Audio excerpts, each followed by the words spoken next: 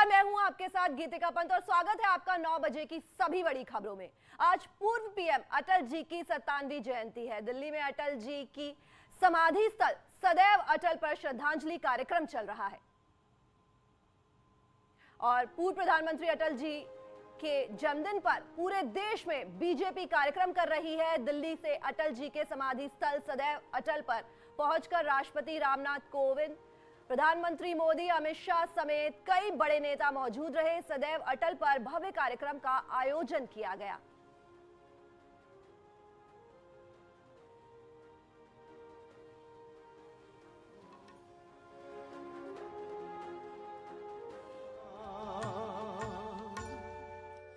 करते चलो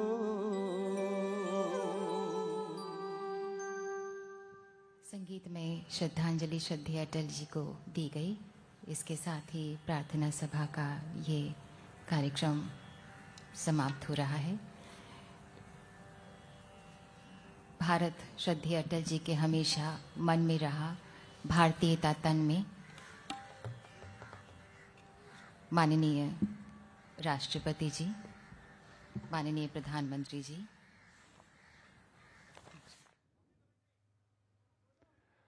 माननीय अटल जी को आज उनकी जन्म जयंती के अवसर पर समाधि स्थल सदैव अटल पर पुष्पांजलि अर्पित की गई।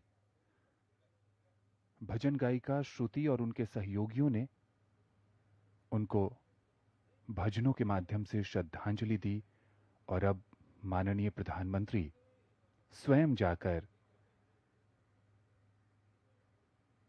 संगीत साथी जो श्रुति के सहयोगी टीम के सदस्य हैं उनका हौसला बढ़ा रहे हैं। माननीय राष्ट्रपति अटल जी के परिवार के सदस्यों, उनकी दत्तक पुत्री नमिता और बाकी लोगों से बातचीत करते हुए अटल जी ने अपने नाम की तरह कई क्षेत्रों में अटल रेखाएं खींची जो उनके व्यक्तित्व के विभिन्न आयामों को कड़ी के रूप में जोड़ती थी। जो कल था वो आज नहीं और आज है वो कल नहीं रहेगा, लेकिन मां भारती सदैव गर्व से महकनी चाहिए। वे प्रखर राजनेता के साथ कुशल प्रशासक और कवि हृदय थे। देश को आगे ले जाने की जिस सोच के साथ अटल जी ने अपने कदम बढ़ाए थे, उन्हीं को और दूर तक ले जाकर भारत को न्यू इंडिया बनाने का संकल्प माननीय प्रधानमंत्री का है।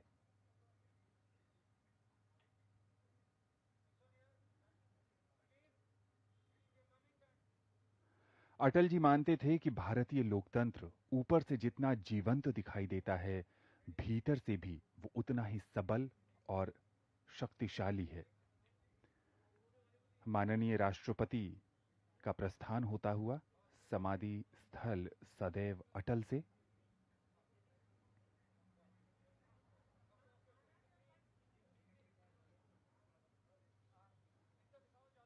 राजनीति अटल जी की कर्म भूमि बनी तो उनके मन में लेखन भी बसता था। राजनीति और लेखन के मिश्रित और उसके संतुलन के स्वर उनके कई भाषणों में, उनकी कविताओं में नजर आता है। कई गणमान्य अतिथि, भारतीय जनता पार्टी के जुड़े कार्यकर्ता, नेता और आम जनमानस अटल जी को याद कर रहा है। वो भले ही आज हमारे बीच न हो, लेकिन उनके सिद्धांतों के माध्यम से, उनके जीवन मूल्यों के जरिए उनसे सीखने की ललक आज भी लोगों में कायम है। शाहनवाज हुसैन। और सीएम योगी का गाजियाबाद दौरा, जन विश्वास यात्रा में शामिल होंगे सीएम योगी आदित्यनाथ और कार्यकर्ताओं में जोश भरेंगे सीएम योगी। कालकागढ़ी चौराहे से निकाला जाएगा रोड शो और शाम 5 बजे होगा रोड शो का कार्यक्रम।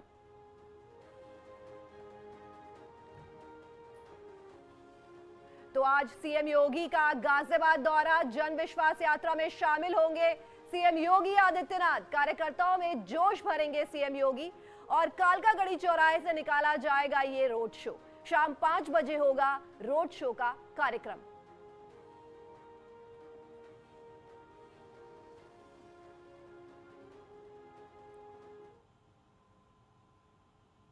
और आज नितिन गडकरी अमेठी दौरे पर है। अमेठी को 1000 करोड़ की योजनाओं की देंगे सौगात, कई परियोजनाओं का करेंगे शिलान्यास।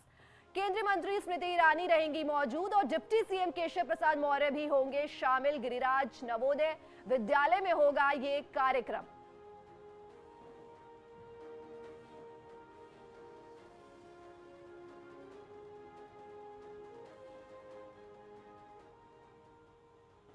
यूपी में स्टूडेंट्स के लिए आज का दिन बेहद खास है। योगी सरकार आज छात्र छात्राओं को टैबलेट और स्मार्टफोन का तोहफा देने जा रही है।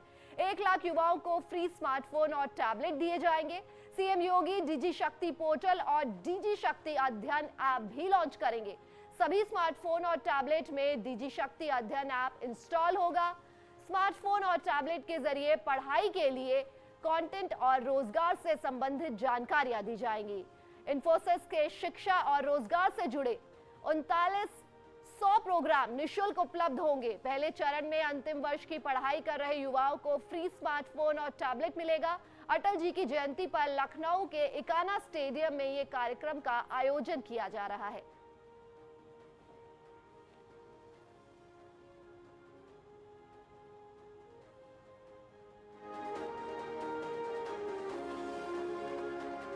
तो हमारी संवाददाता अनामिका हमसे जुड़ रहे हैं। अनामिका, यूपी के स्टूडेंट्स के लिए आज बहुत खास दिन है।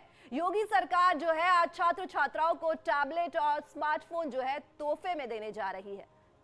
जी अनामिका। देखिए, ये अब तक का सबसे बड़ा तोहफा है नौजवानों के लिए, स्टूडेंट्स के लिए जो फाइनल ईयर के स्टूडेंट हैं। आज पूर्व प्रधानमंत्री अटल बिहारी वाजपेयी की जयंती है और इस मौके को बीजेपी सुशासन दिवस के तौर पर मनाती है।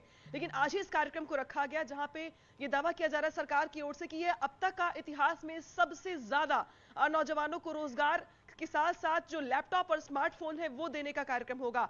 आज मुख्यमंत्री योगी आदित्यनाथ इकाना स्टेडियम में 60,000 मोबाइल फोन्स और 40,000 लैपटॉप वितरित करेंगे। हर जिले से 200 स्टूडेंट्स को बुलाया गया है और इस पूरे के पूरे योजना के अंतर्गत यूपी के 1 करोड़ से ज्यादा जो लाभार्थी हैं, जिसमें स्टूडेंट्स भी हैं और जिसमें बहुत सारे जो नौजवान हैं वो भी शामिल हैं, उनको इस योजना के तहत लैपटॉप और स्मार्टफोन्स दिए जाएंगे। इतना ही नहीं, उसमें एक डीजी ऐप भी दिया जाएगा जिसके जरिए जो कंपटीशन की तैयारी कर रहे हैं स्टूडेंट्स, उनको जो कंटेंट होता है, एजुकेशन कंटेंट, वो प्रोवाइड किया जाएगा। साथ ही उनके पास बहुत सारे ऑप्शंस होंगे उस ऐप के भीतर जिसमें वो सर्च कर पाएंगे कि वो जो पढ़ाई पढ़ रहे हैं उससे जुड़े हुए रोजगार के अवसर उनको कैसे कैसे और कहां पर मिल सकेंगे। तो ये चुनावी मौसम में बीजेपी की ओर से या मुख्यमंत्री योगी आदित्यनाथ की ओर से सबसे बड़ा तोहफा है नौजवानों को, जहां पे चुनाव से पहले इतनी बड़ी संख्या में जो चयनित किए गए हैं फर्स्ट फेज में स्टूडेंट्स, उनको आज लैपटॉप और स्मार्टफोन्स मिलने जा रही हैं। सरकार का ये प्रयास है कि जिस तरीके से जो आज वैसे भी हर हाथ में स्मार्टफोन है, बहुत सारे स्टूडेंट्स जो कोरोना काल में मोबाइल के जरिए ही पढ़ाई करते रहे और जिनके पास नहीं था उनको सफर भी करना पड़ा इस बीच, लिहाजा अब हर स्टूडेंट के हाथ में स्मार्टफोन होगा। वो अपने स्मार्टफोन से पढ़ाई भी कर सकेगा, अपनी जो रोजमर्रा के जो कामकाज है वो भी निपटा सकेगा। डिजिटल ऐप होंगे, डिजिटल पेमेंट से लेके बहुत सारी सुविधाएं जो होती हैं जिसको लोग आमतौर पर इस्तेमाल भी करते हैं, तो ये सारी फैसिलिटीज स्टूडेंट्स को उनके मोबाइल फोन में मिल सकेंगी। और प्रयास भी सरकार का यही है कि इसी के जरिए कम से कम वो वोटर जो 18 साल के प्लस हैं, यानी कि जो उनके वोटर हैं, उनको भी प्रभावित किया जा सके। और इसमें प्रयास ये किया गया कि जो फाइनल ईयर के स्टूडेंट हैं उनको दिया जाए। पहले ये कहा गया था कि सिर्फ मेधावियों को दिया जाएगा, लेकिन अब इसमें एक संशोधन किया गया और बाद में कहा गया कि अभ्युदय योजना से जुड़े हुए जो स्टूडेंट्स हैं, जो कंपटीशन की तैयारी कर रहे हैं, उनको भी इस योजना से जोड़ा जाएगा और जो फाइनल ईयर के स्टूडेंट हैं उनको भी इस योजना के जरिए लैपटॉप और स्मार्टफोन्स दिए जाएंगे। तो उसी बड़ी योजना के अंतर्गत आज फर्स्ट फेज में करीब 60,000 जो स्टूडेंट्स हैं अब वो लाभान्वित होने वाले हैं और इसके बाद आज के बाद एक बार फिर से जो रजिस्ट्रेशन की प्रक्रिया है वो शुरू हो जाएगी। यानी कि फेज वाइज स्टूडेंट्स को लैपटॉप और स्मार्टफोन्स दिए जाएंगे। फर्स्ट फेज का वितरण कार्यक्रम आज है। आज मुख्यमंत्री योगी आदित्यनाथ इकाना स्टेडियम में मौजूद होंगे। तो जिला स्तर पर भी जो मंत्री हैं या जो विभाग के अधिकारी हैं उन्होंने ऐसी तैयारी कर रखी है कि जिले स्तर पर भी जो स्टूडेंट्स हैं जो लखनऊ नहीं आ पा रहे हैं उनको उनके जिले में ही दे दिया जाए। तो ये चुनावी बयार में बीजेपी की ओर से या यूपी सरकार की ओर से अब तक का सबसे बड़ा तोहफा है। कम से कम आज के इस डिजिटल युग में जहां पे हर किसी को लगता है कि स्मार्टफोन के बगैर अब जिंदगी में बहुत चीजें जो है वो उससे जुड़ी हुई है, डिपेंडेंट है। तो अब नौजवानों के हाथ में, स्टूडेंट्स के हाथ में भी वो स्मार्टफोन की ताकत होगी जिससे वो पढ़ाई भी कर सकेंगे और अपने रोजगार के लिए अवसर भी तलाश सकेंगे। जी अनामिका, धन्यवाद इस महत्वपूर्ण जानकारी के लिए। और देश के कई राज्यों में कोविड के मामलों में बढ़ोतरी को देखते हुए यूपी में आज से नाइट कोरोना कर्फ्यू प्रभावी किया जाएगा। हर दिन रात 11 बजे से सुबह 5 बजे तक कोरोना कर्फ्यू लागू होगा। वहीं शादी विवाह जैसे सार्वजनिक आयोजनों में कोविड प्रोटोकॉल के साथ अधिकतम 200 लोग ही शामिल हो सकेंगे। वहीं सीएम योगी आदित्यनाथ ने लोगों से कोरोना को लेकर किसी किस्म की लापरवाही नहीं बरतने और कोविड प्रोटोकॉल का पालन नहीं करने की अपील की है। दुनिया कोरोना महामारी का सामना कर रही है और कोरोना महामारी दुनिया के अंदर उस हर एक तबके को अपने चपेट में ले रही है जो लापरवाही कर बरत रहा है।